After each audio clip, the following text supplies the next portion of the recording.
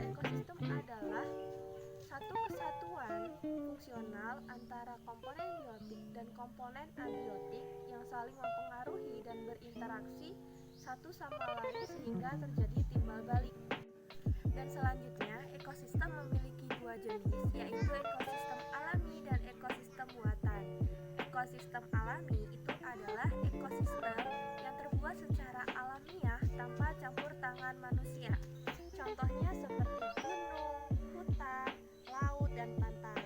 Dan yang kedua ada ekosistem buatan.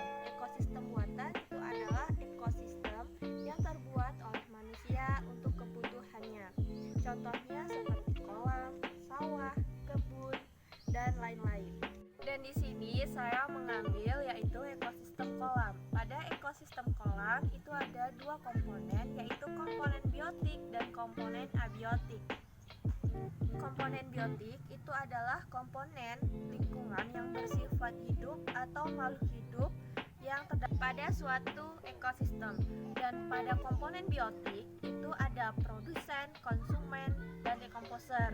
Dan di sini saya akan menjelaskan produsen. Produsen itu adalah makhluk hidup yang dapat melakukan fotosintesis sendiri.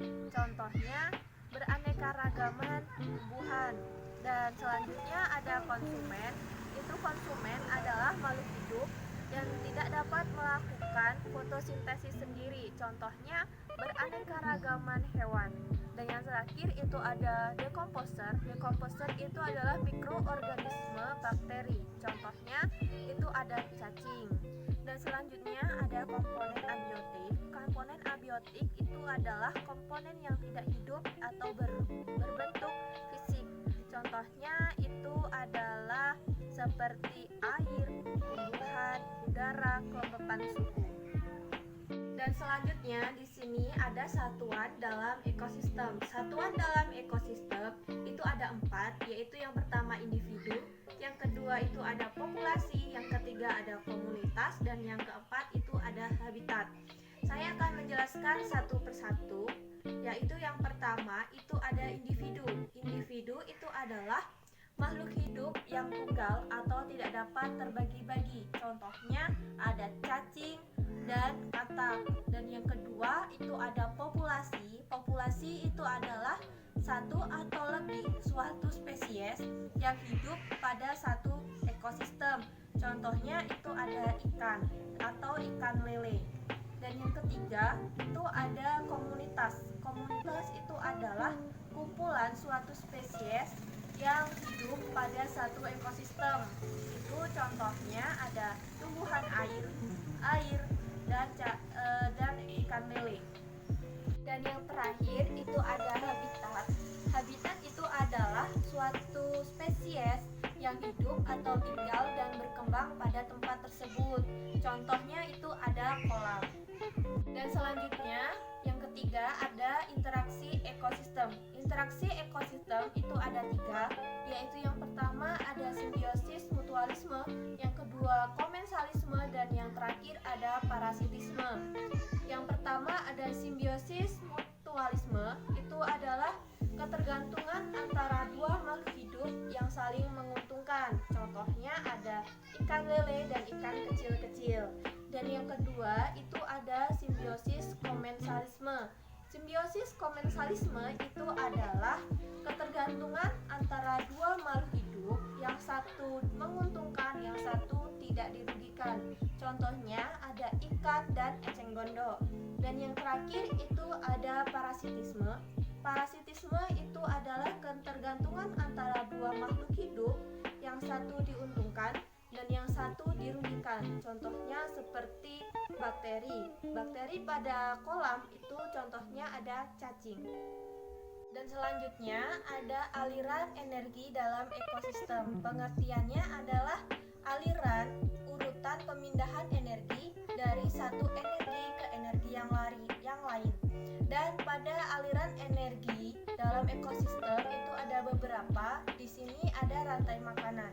Rantai makanan dalam ekosistem kolam itu seperti yang pertama ada cahaya matahari, selanjutnya eceng gondok, selanjutnya ada jentik-jentik nyamuk, selanjutnya ikan kecil, selanjutnya ada ikan lele.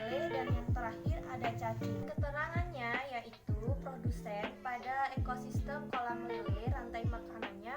Produsen itu ada eceng gondok, konsumen 1 ada jentik-jentik nyamuk, konsumen 2 itu ada ikan kecil, yang ketiga konsumen ketiga itu ada ikan lele, dan yang terakhir pengurai yaitu cacing.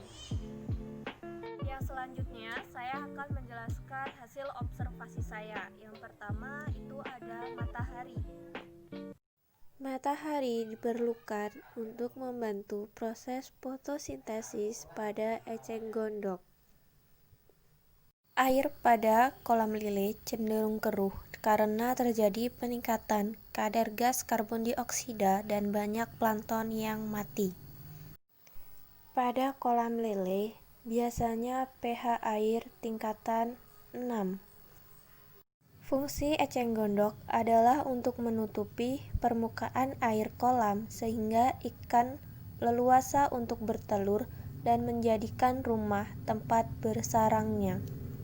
Jentik-jentik nyamuk berperan sebagai konsumen 1 yang memakan daun-daunan.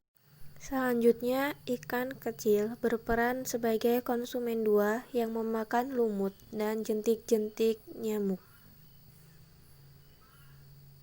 Katak sebagai pelengkap pada ekosistem kolam lele.